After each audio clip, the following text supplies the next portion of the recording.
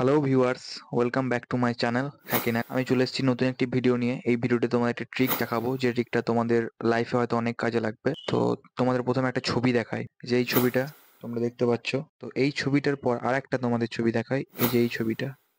এটাই কিন্তু আগের ছবিটা, ঠিক আছে? তো এই ছবিটা থেকে কিন্তু এই ছবিটা তৈরি হয়েছে। তো এরকম আমরা কোনো হেজি ফটোকে, কোনো ব্লারি ফটোকে কিভাবে এরকম একটা হাই কোয়ালিটির ফটো বানাবো, সেটাই তোমাদের সাথে আজকে ডিসকাস করব।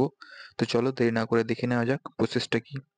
তো এটার জন্য আমাদের একটা ওয়েবসাইটে যেতে হবে। ওয়েবসাইটের লিঙ্ক কিন্তু আমি ডেসক্রিপশনের মধ্যে দিয়ে দেবো, গুগল ক্রোমে বা গুগল ক্রোমে যাওয়ার পর আমরা জাস্ট ওয়েবসাইটটা এখানে দেবো। ওয়েবসাইটটা কিন্তু তোমরা আমার ডেসক্রিপশনের মধ্যে পেয়ে যাবে।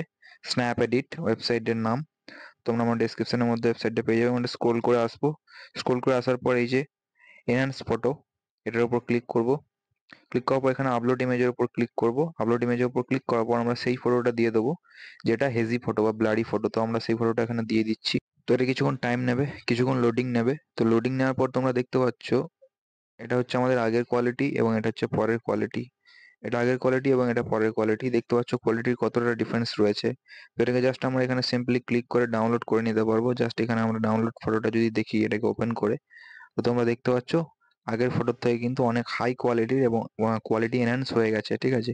তো এইভাবেই কিন্তু যে কোনো ফটোর কোয়ালিটিকে আমরা এনহ্যান্স করতে পারি। Thank you for watching. ভিডিওটি ভালো লাগলে লাইক, কমেন্ট এবং শেয়ার।